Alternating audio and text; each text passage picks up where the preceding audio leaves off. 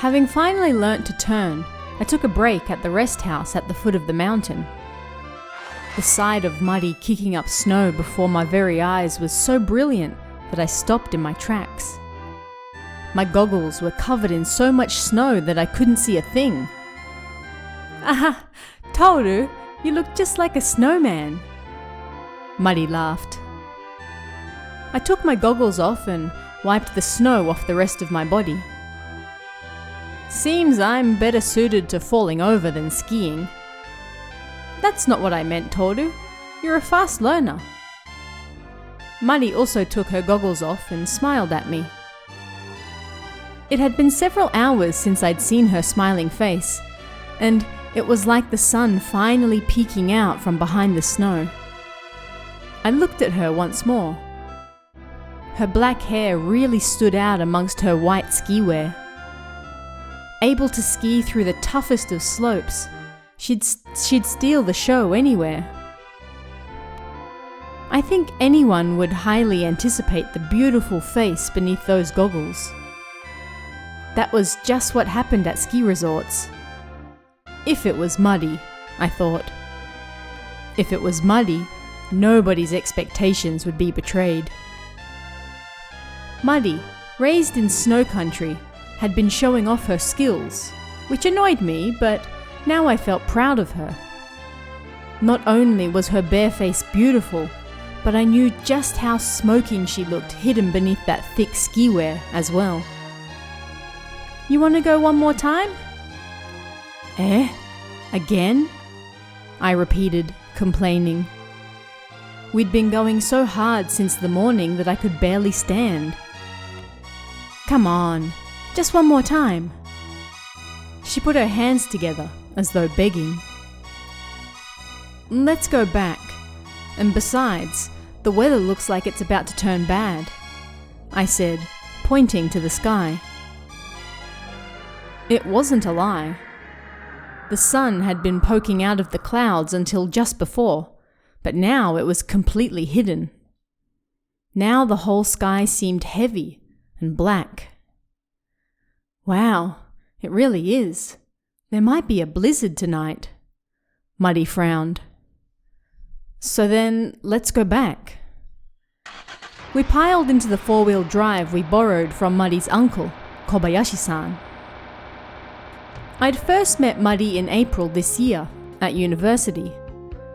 I attacked her stubbornly and daringly, and it was autumn by the time we had reached the stage of several dates.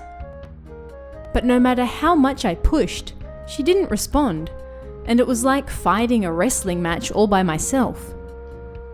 So when she asked me if I'd like to go skiing with her, honestly, I was shocked. She said her uncle, Kobayashi Jiro, ran a pension in Shinshu. But apparently because it was so far from the ski resort that even in the middle of the snowy season, it saw few guests. Therefore, he'd let us stay for real cheap, and so Muddy invited me. Of course, I happily said yes, and yesterday, December 21st, we arrived in Shinshu. The sun had long set by the time we got back to the pension, and snow had started to fall. Spur, which the Kobayashis ran, looked like a log cabin from the outside, while inside was decorated white. It was a fashionable pension. The menu was international, or perhaps knew no country bounds. At any rate, it was varied and delicious, leaving us most satisfied. Rather than being in a slump, it had even been featured in magazines and was rather popular apparently. So for them to offer us such a cheap price because of a lack of customers... He told us we weren't imposing, but I noticed that when we arrived yesterday. Muddy and I unfortunately didn't end up in the same room together, which is to say, of course we didn't. I went back to my room to change, then returned to the lounge by the front door to wait. A sofa surrounded a large brown table. We sat there and waited until dinner was ready. The moment we sat down, we heard some female voices coming from upstairs. They sounded like office ladies, but they were probably the same age as us, or a bit younger. 3 women came down the stairs chatting. "I didn't think it would be this far from the ski resort," said a slim woman with long hair. Her eyes were a little harsh, but you could say she was beautiful. She seemed a little superficial. "But they said the food here was great, right? Look, it says it right here." The woman holding an information magazine said, pointing to the page. Her body type suggested she cared more about the food than skiing. Even now, she held a bag of snacks under her arm and was eating some. She seemed a little overweight, but still charming, like a panda. "And this is why I didn't want to leave it up to you, Keiko.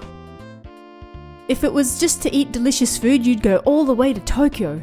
Jeez," the woman with long hair said angrily. "Hey now, this place isn't that bad. I think a place like this will have great service as well," the other girl wearing glasses said. She had short hair like a boy and patterned glasses that suited her. She looked like she'd be the most competent at work. "Which girl do you like?" Muddy whispered in a cold voice.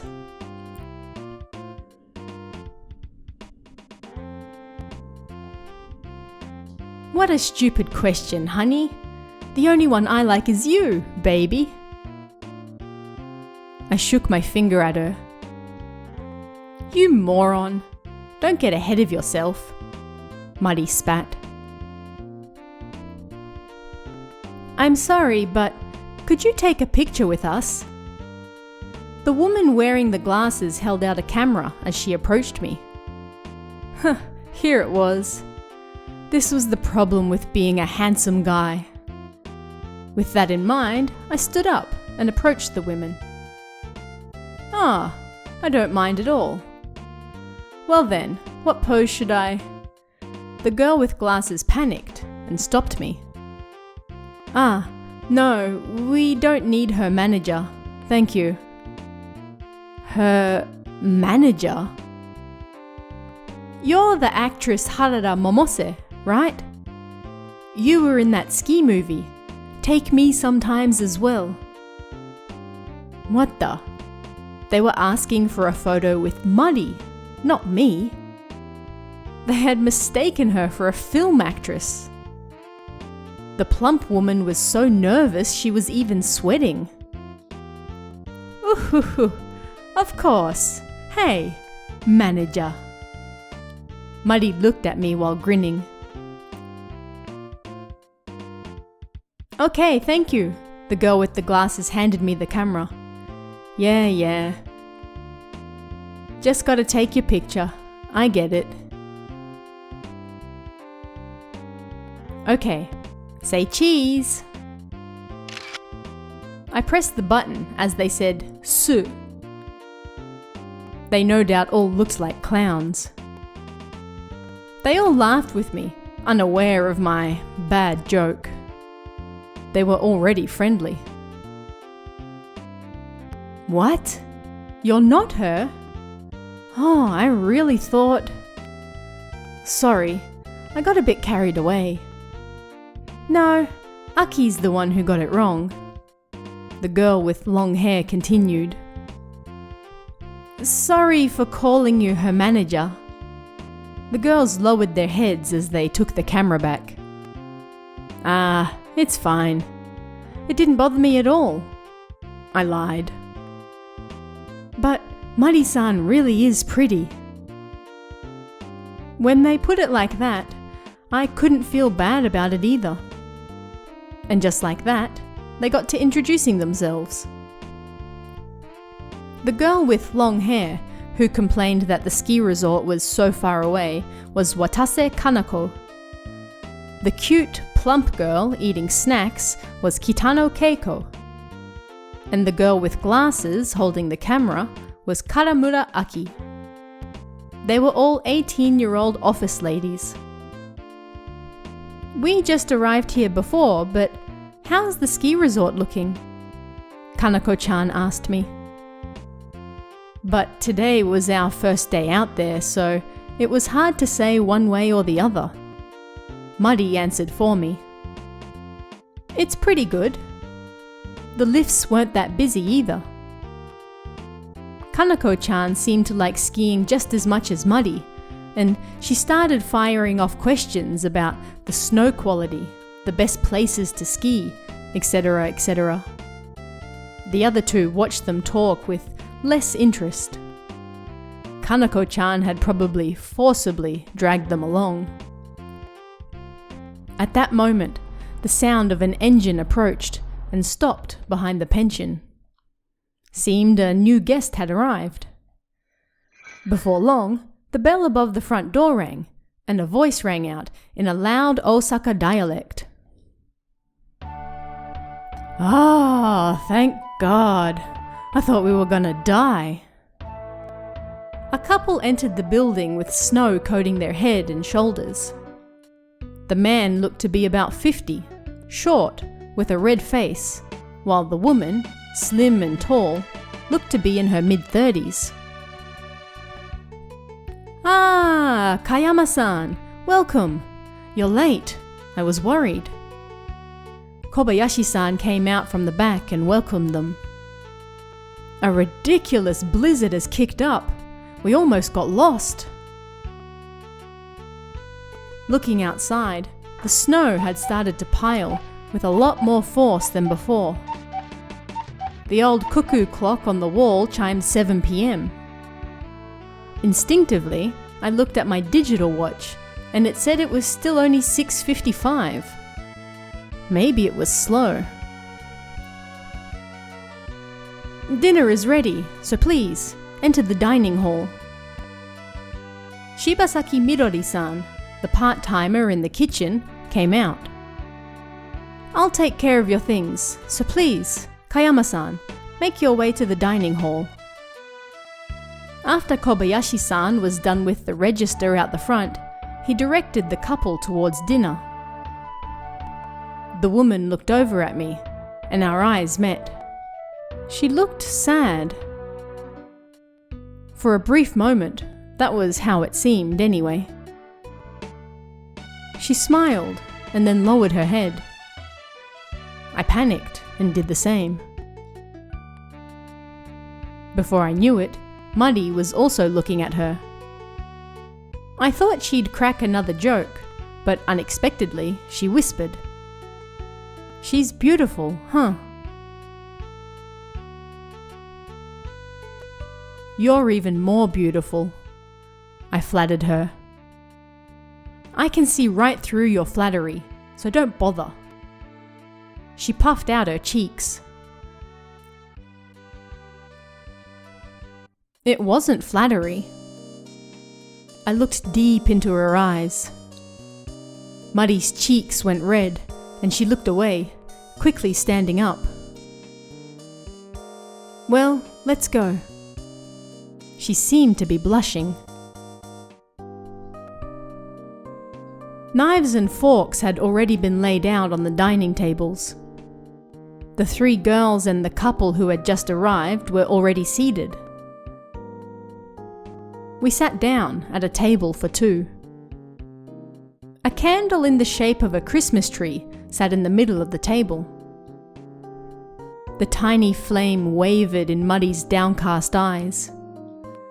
She placed her pretty hands near the middle of the table, as though inviting me closer. Unconsciously, I reached out and softly touched her hand.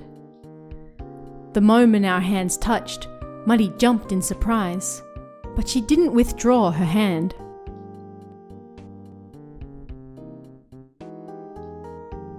"What do you think about me?"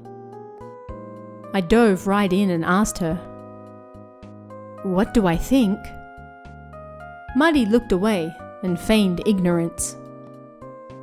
"I mean, do you like me, or do you hate me? If I hated you, we wouldn't be here together, right? So, do you like me?" She nodded so slightly that if I hadn't been paying close attention, I wouldn't have seen it.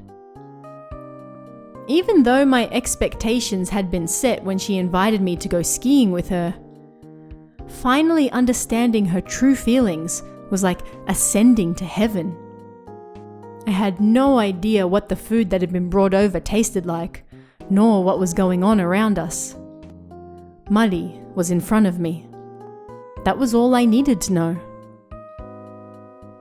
At some point, an empty coffee cup had been placed before us. The meal was already over. Suddenly, I looked around. I noticed a shady character in the room for the first time. A man in a coat sat in the corner, as though fading into the background. It was mealtime, and yet he wore his coat and hat, and on top of that, he wore black sunglasses as well. He didn't look like a skier or a businessman. Yakuza. That was my first thought. But would a Yakuza member really come all the way out here? Whatever. Having just learnt Muddy's true feelings, that was the last thing on my mind. The Yakuza or Mafia, who cared? "Shall we go to the lounge?" I said. "Yeah, or would you perhaps rather watch a night game?" I hadn't expected that from her. "You're joking, right? They're not gonna be playing in this blizzard." Not to mention my body was sore and bruised from the skiing. According to the weather information, it's not really the weather for that, Midori-san said from beside us in her apron. "For now, it's safest if you don't leave this building." The age of part-timer Shibasaki Midori-san was unknown. I think she was probably in her 20s, but sometimes she looked like a high school student, and other times she looked like an older lady. Perhaps she spent all her free time on the slopes because she had a snow tan and looked just like a surfer. Is it really that bad? I was both relieved and worried. According to the weather, it'll be a blizzard unlike any we've seen in recent years. This time, it was the other part-timer, Kubota Toshio-san, came over. Toshio-san was a self-proclaimed 6th grader at university. He loved skiing so much that he constantly neglected his credits and continued working part-time here. He stood at over 180 centimeters tall and had a body type that spoke not just of his proficiency in skiing, but in all sports. He could also compete with Midori-san for the best tan. Being in front of him made me kind of nervous. I mean, I was with my girlfriend. I checked Muddy's response. Her eyes weren't sparkling, nor did she seem worked up. Thank God. "We're not gonna starve locked up in here, are we?" Toshio-san shook his head and laughed when asked. "Don't worry about that. We're pretty far from the city, so we always have more than enough food on hand. If we include the canned food, we have enough here for everyone to eat to their heart's content for 3 weeks." The thought of being locked inside for 3 weeks was horrifying. No, maybe it wouldn't be too bad actually, if it was with Muddy. I stole a glance at her. What's wrong? No, Nothing. Toshio-san then said regretfully, 3 weeks might be a bit much, but we probably won't be able to go skiing tomorrow. Well, tomorrow's a day off anyway, so you can probably extend your stay by another day or two, right? Yeah, depending on my uncle. With things being as they are, he'll probably let us stay a little longer. You're okay with that, right, Toru?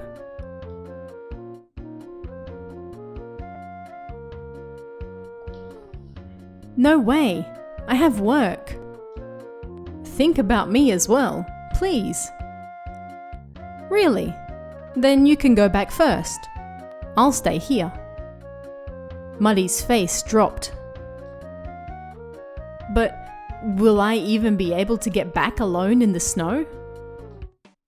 You can crawl back, can't you? Hey, Toshio-san, you're good at skiing, right? I want to practice a little more. She reached out and touched his arm, her voice sweet. Oh yeah, tomorrow's my day off too. I'd completely forgotten. I've been forgetting a lot of things lately. Panicking, I stood up, grabbed Muddy's arm, and pulled her up too. Toru, what are you? Thanks for the meal. I dragged Muddy out of the dining hall. Out the front, the 3 women were yelling at Kobayashi-san about something. Hey, please calm down and speak slowly. What on earth happened? Like we said, when we got back to the room, this was on the floor. Their hands shook, and one of them handed Kobayashi-san a small piece of paper. I looked over, and there were letters written on it in red pen. Tonight, 12 o'clock, someone will die. Tonight, 12 o'clock, someone will die? Everyone gulped as I read it out loud. A few seconds later, Kobayashi-san finally spoke. Someone's just playing a joke. In bad taste, Muddy frowned. It really was in bad taste. But was it really a joke? But someone entered our room to leave it there, right? It's so creepy we can't sleep there anymore. Kanako-chan's face twisted like she was about to cry. If it was on the floor, someone might have pushed it under the door. The door was locked, right? When Kobayashi-san said that, their faces lit up. Oh yeah, they didn't have to go inside. Apparently they hadn't thought of that. But it's still creepy. Aki-chan with the glasses said, Shall we change your room then? Luckily we have a spare one free. Does it have a TV? Keiko-chan asked, but Kobayashi-san shook his head in apology. I'm sorry. Our rooms in general don't come with a TV included. Only 2 rooms have one, and you're currently staying in one. And the other? It's sealed shut. Therefore, if you'd like to watch TV, you'll have to stay in the room you're currently in. What do you want to do? The 3 women turned to look at each other. I can't stay there. It creeps me out. That was Aki-chan. Shall we go without the TV? Kanako-chan said. But I want to watch TV. Keiko-chan said like a child. Forget about the TV. Why did you even come here? I came here to ski. To ski. Kanako-chan blew her top. I know, but I can't miss it. Tonight's the final episode of 101 Maltese. I hadn't seen it myself, but it was a serial drama about pairing dogs that was popular recently. In the end, it was a pretty poor joke and there was no point changing their room, so they withdrew upstairs. But I wonder who did such a thing. There are no children staying here. Muddy looked at me with joking eyes. Was it, perhaps, you? I hadn't expected that. Kobayashi-san looked at me, surprised.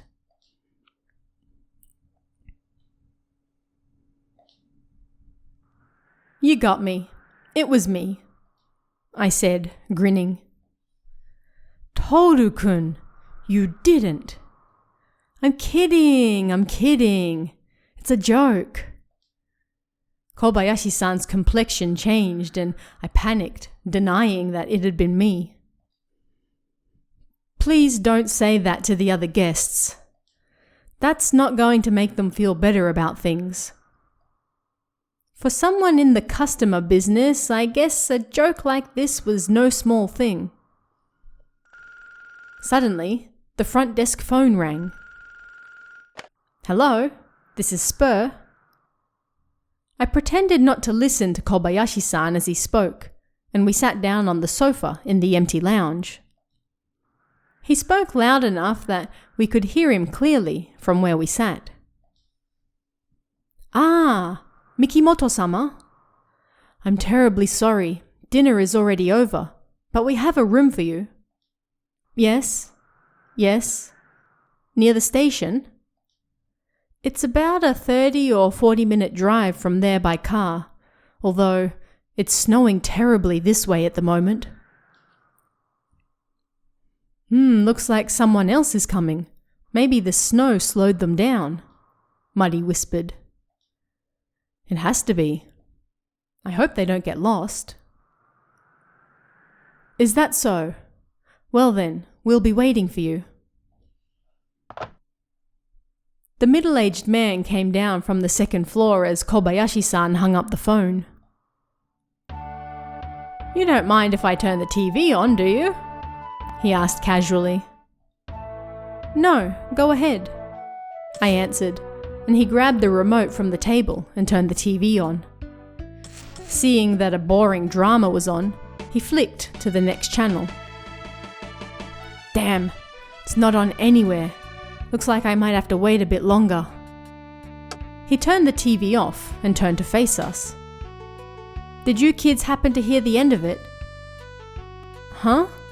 The end? Stocks. The stocks. This is the middle of nowhere, so they don't get an evening edition. If I'd have known this was going to happen, I'd have brought a radio. Kayama-san, you promised not to think about work, Kobayashi-san said. Ah, Kobayashi-kun. No, it's not work or anything. I watch it every day, so if I don't, it feels wrong. And your wife? All you've done is work since you got married and haven't taken a single trip. It would be nice to take a trip with just the two of you for once. You're the one who said that, Kayama-san. Kobayashi-san suddenly fell quiet when he realized we were there.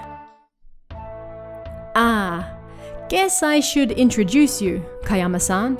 This young lady is my niece, Muddy, and this young man is Toru-kun, my potential nephew. His potential nephew? Uncle, come on. Don't go deciding things like that for yourself. No, please, go ahead. I see, your niece, huh? And yet what a beauty she is. He cast his lecherous eyes over Muddy. No, I was probably just imagining it. Kayama-san looked after me at my previous job. He's a company president in Osaka. Hello. Nice to meet you.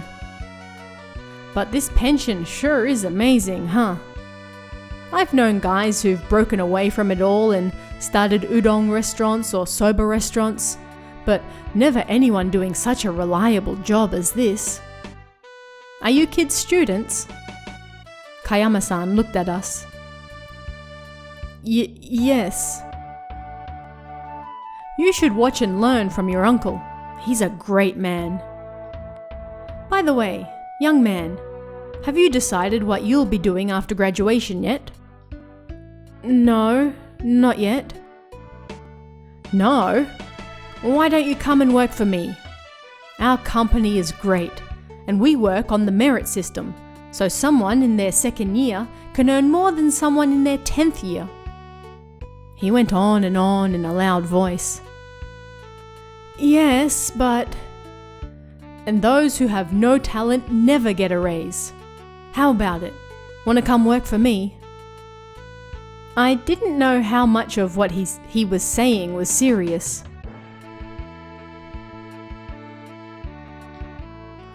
It's a little too early to think about. I gave a safe answer. But Kayama-san didn't seem to hear me. Everyone's going on and on about how we're in a recession. That's got nothing to do with us. We only hire the best, after all. Our company is full of top talent. How about it? Want to come work for us? Both Kobayashi-san and Mari watched us with a grin.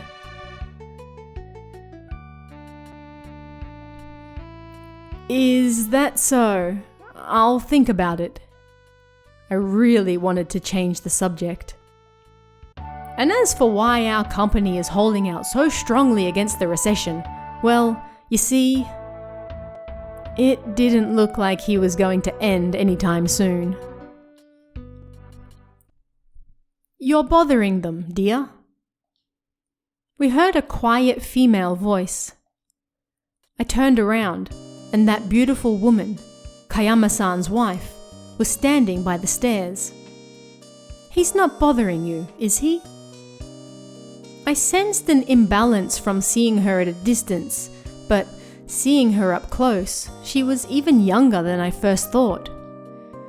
She looked to be around 35 or 36, and even being kind to Kayama-san, she had to be 10 or more years younger than him. That's my wife, Haruko. And this is Kobayashi-kun's niece and her fiancé. More and more established facts were getting strung together. Mari didn't appear to dispute it. Nice to meet you. Hello. Haruko-san smiled and sat down next to Kayama-san. Dinner was delicious. You're just saying that. Even as he said it, Kobayashi-san beamed. I'm not. It truly was amazing. If you truly say so, then that gives me confidence. The atmosphere grew rather intimate. My throat's dry. You got any beer or something? It was Kayama-san who broke through the strange atmosphere. Of course, and would you kids also like one? Kobayashi-san asked, trying to mend things. Mari and I looked at each other and nodded. Sure, but just a bit. She held her forefinger and thumb up to show just how much she meant.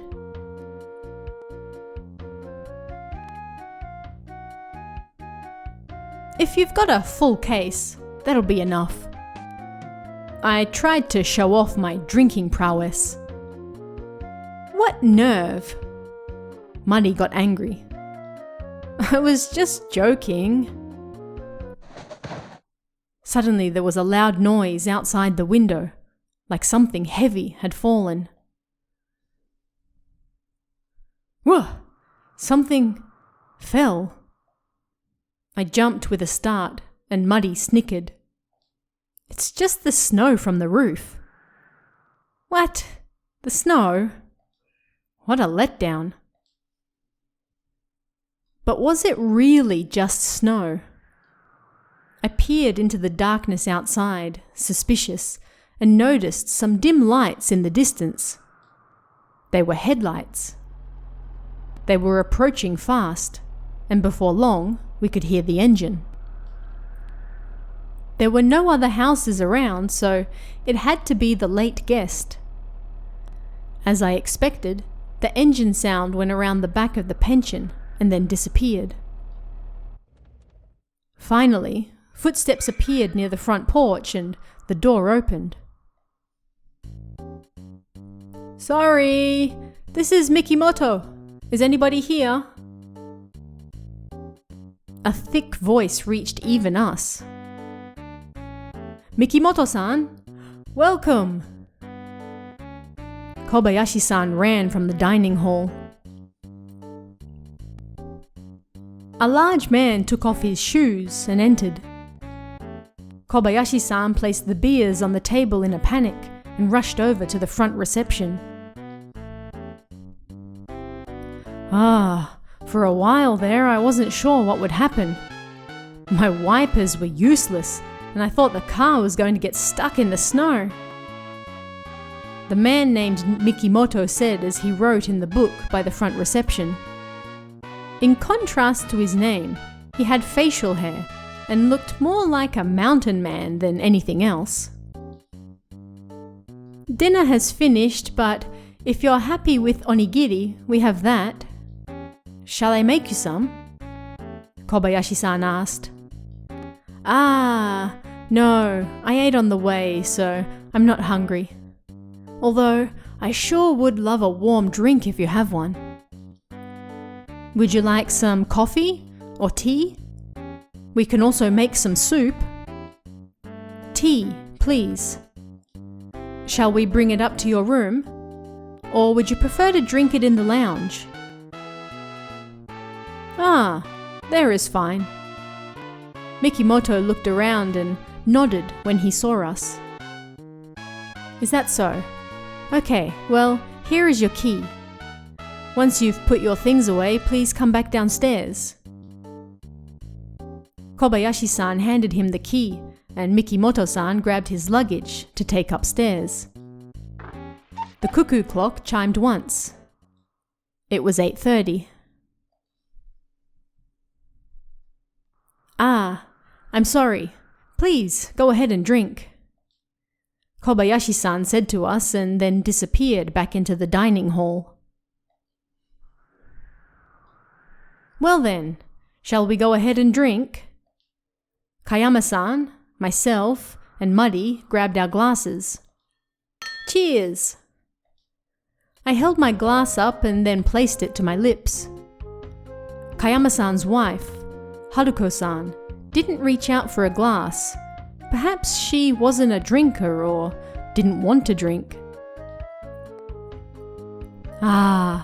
When it's cold outside, drinking a cold beer in a warm room like this is the best. Don't you think? Kayama-san smiled. I don't. I disagreed. The best is when you've got the cooler blasting in summer and you're eating hot nabe. No, that's not it. It's when you've got a stove blasting in Antarctica and you're eating some ice candy. No, that's not it. It's when you're at the equator and you step into a fridge and... Come on, that's enough. Why would you get into a fridge? Be quiet and drink. Muddy got angry. Sorry. Good evening. Footsteps got louder and Mikimoto-san, who had just gone upstairs, came back down. Oh, are you all drinking beer? Damn. Even though I nearly just froze. He seemed overly cheerful and he laughed loudly as he sat next to Muddy. Mikimoto-san, you're back already? I'll get your tea ready now. Kobayashi-san had brought another beer.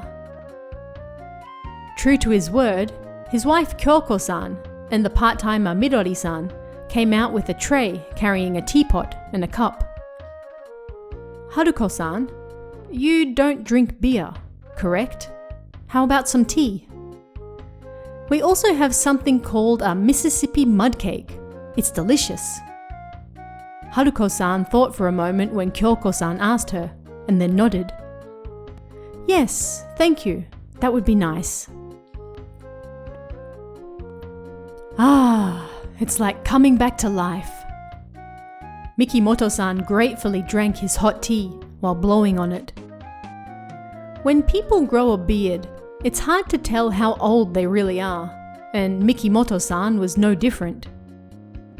Judging by his voice and way of speaking, he might have been middle-aged, but he was more likely in his 30s.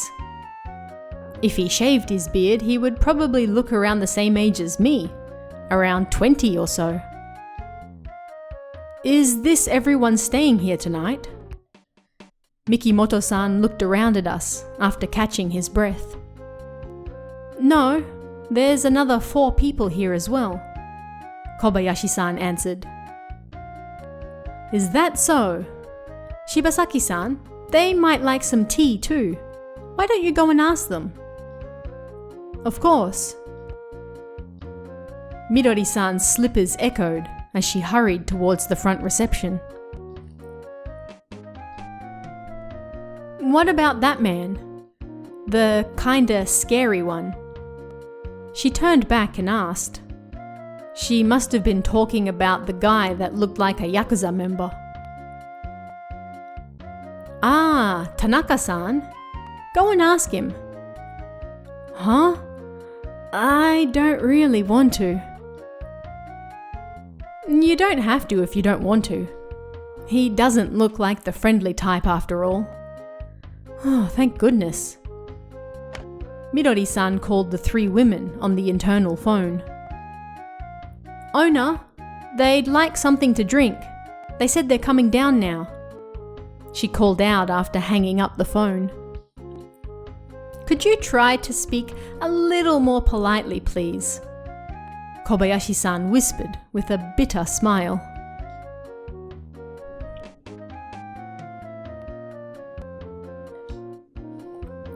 Her superior should be the one teaching that, I muttered with a sigh. Kobayashi-san's face twitched with pain. Toru-kun, you... The air grew tense.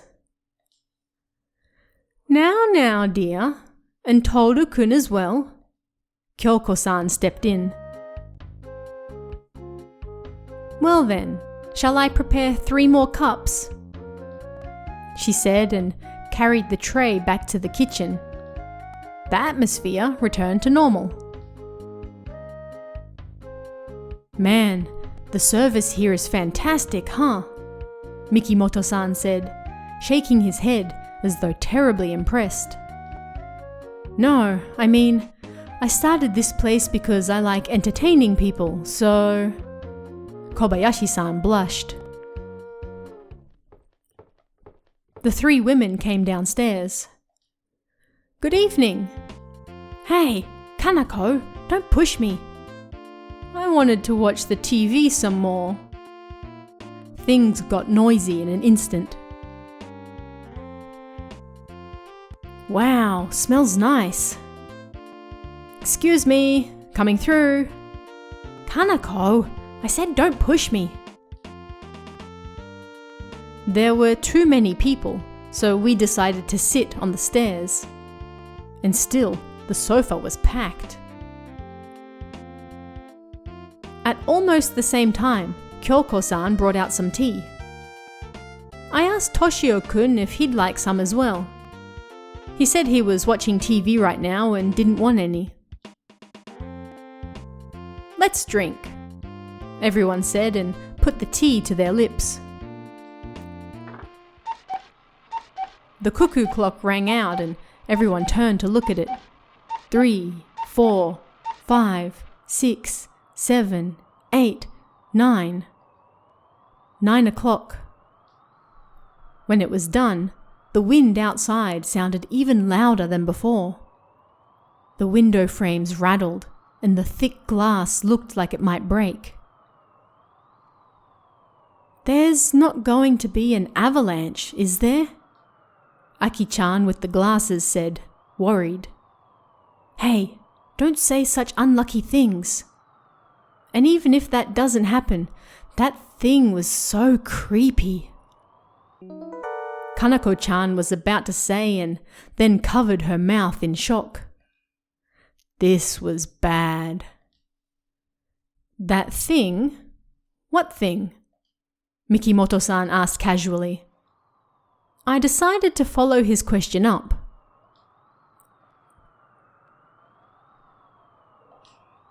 "There was a cockroach in the soup." "Huh, really?"